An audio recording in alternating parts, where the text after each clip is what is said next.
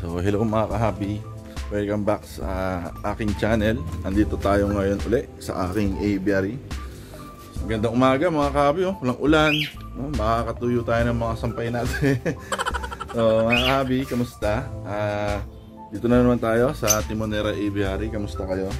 Today mga kahabi, wala naman masyadong special. No? Meron palang special ngayong araw na ito mga kahabi. So mga kahabi, dito sa aking aviary, naisipan kong mag-alaga ng mga ibon na challenging, no? Yung mga hindi ko pa na-try before na mga ibon. For example, itong mga albs mga kahabi, yan. Naisipan ko mag-alaga nitong mga tole kasi na-miss ko sila. Saka, yun nga, hindi pa kasi ako nagkakaroon ng opaline. No, dahil sabi ko nga, sobrang mahal nila dati. Ngayon lang ako nagkaroon ng chance na magkaroon ng ganito. Yan mga opaline. So mga kahabi, hindi naman ako masyadong magpaparami ng ibon this time dahil nga gusto ko maintain hobby lang. Yung easy maintenance lang, yung mga hindi mahirap alagaan yung mga ibon na meron ako dito. Tapos hindi sila ganoon kadami para hindi sila ganoon kahirap alagaan, no? So mga kahabi, yan nga, naisip ako mag-alaga uli ng albs, 2 pairs lang, no? Para yung mga magiging anak nila, yun ang i-cross ko dahil nga kung hindi kayo bago sa channel ko, kung napapanood yung mga video ko dati, sinasabi ko na ayoko nagpapares ng magkakapatid.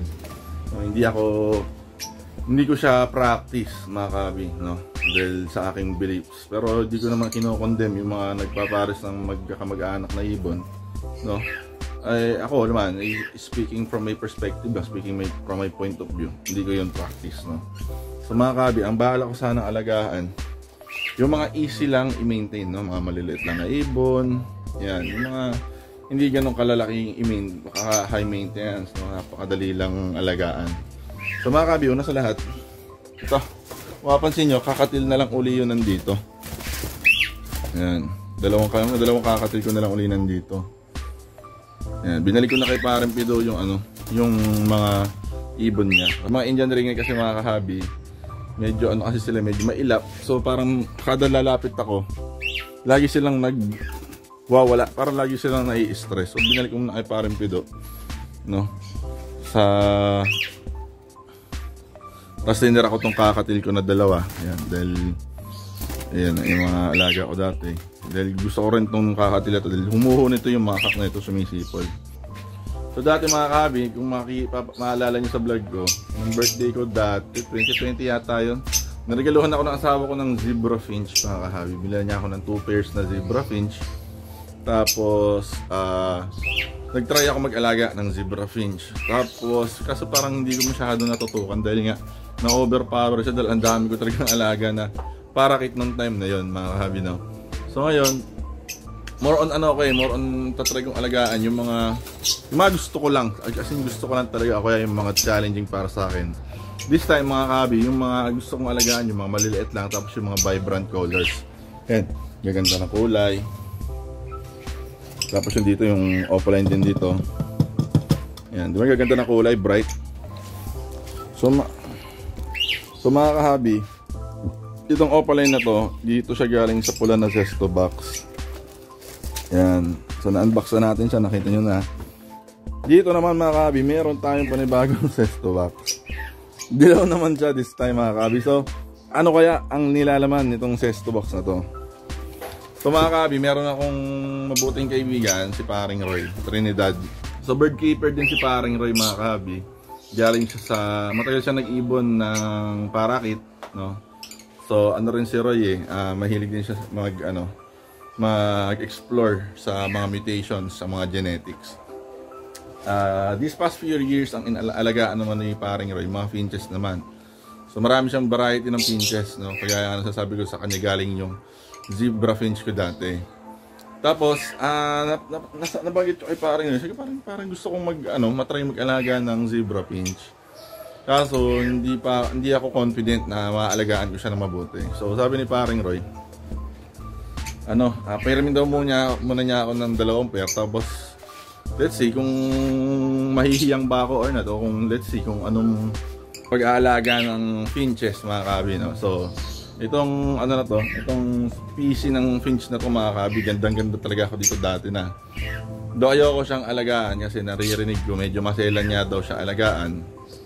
Noong time na yun parang hindi ako confident pa na maaasikaso ko sila dahil nga ang dami kong parakit ng time na yun, mga kabi. Saka yun, gusto ko tong ibon na to kasi ganda kasi ng kulay niya.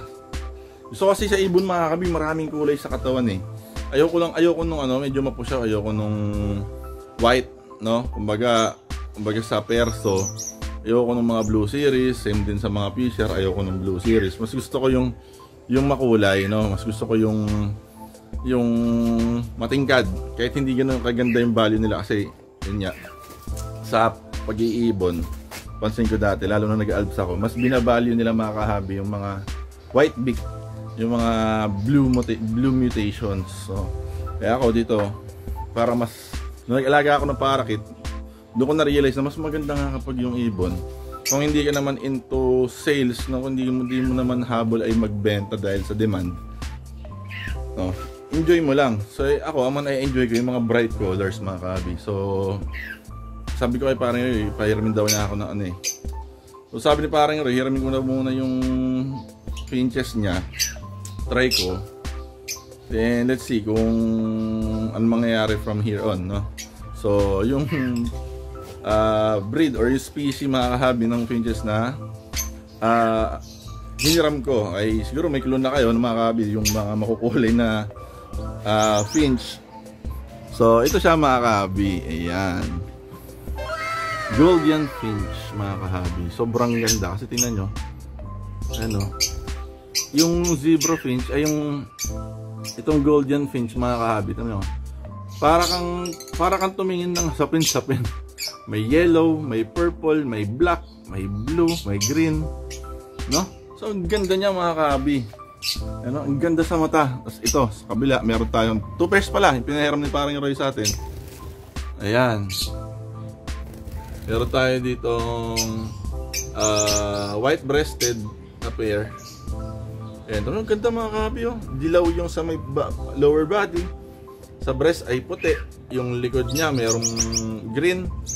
Tapos yung rear niya ay may blue. Mayroon din siyang parang blue na ring sa leeg. Tapos sa red yung face.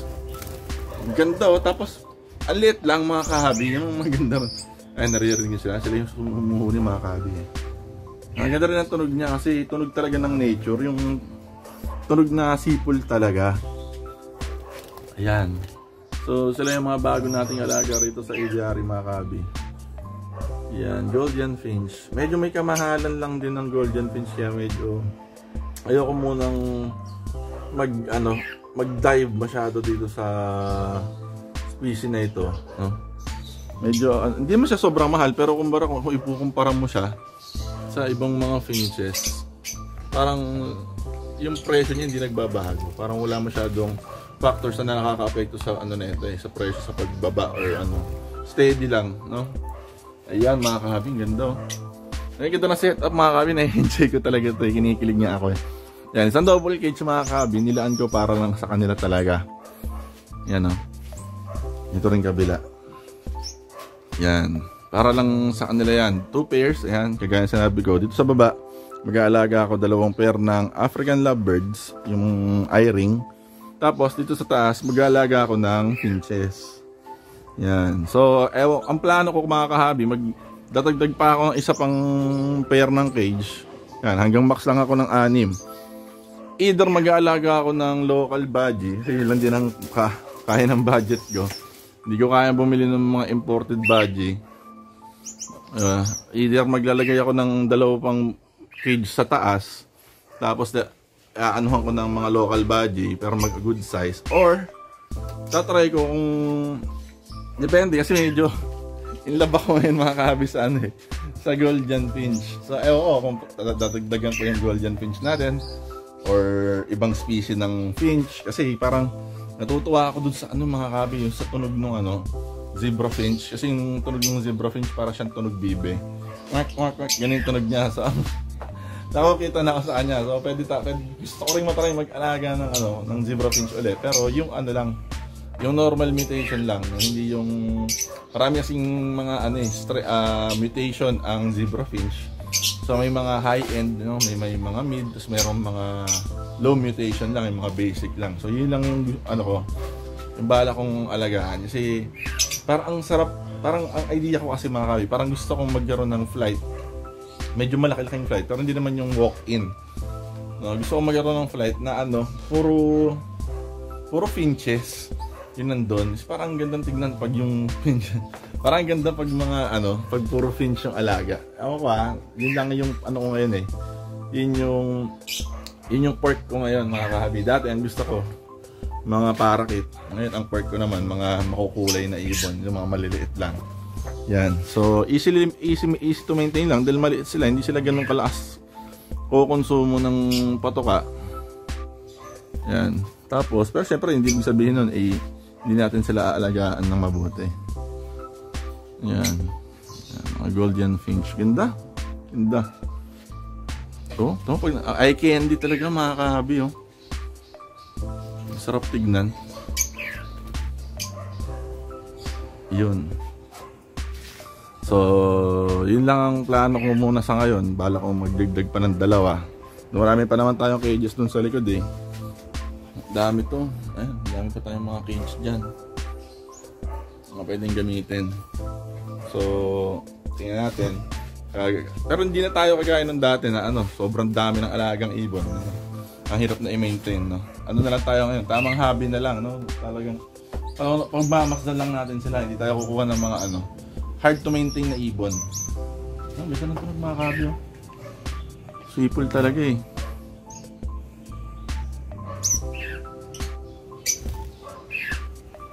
Yan. So yun lang mga kahabi. Mag-ano lang ako, gusto ko lang ipakita sa inyo yung mga bagong ibon dito sa ating aviary. At moving forward mga kahabi, sa mga susunod na video makikita nyo, papakita ko sa inyo kung paano ko sila alagaan. At ako'y nag-aaral pa rin ako mga kahabi dahil hindi ko pa natatry mag-alaga ng golden finch. So nanonood-nood pa rin ako ng mga video, babasa-basa ng mga article paano sila alagaan, tanong-tanong sa mga kaibigan, no? So, learn with me mga kahabi, no? Join me sa journey na ito. So, makikita nyo mga kahabi, document natin yung mga experience na natin dito. Magigain natin sa pag-aalaga ng golden finch. So, yun lang mga kahabi, gusto ko lang talaga ipakita sa inyo yung bago natin mga ibon dito sa aviary. Ganda, di ba? Parang gusto ko nga ulit.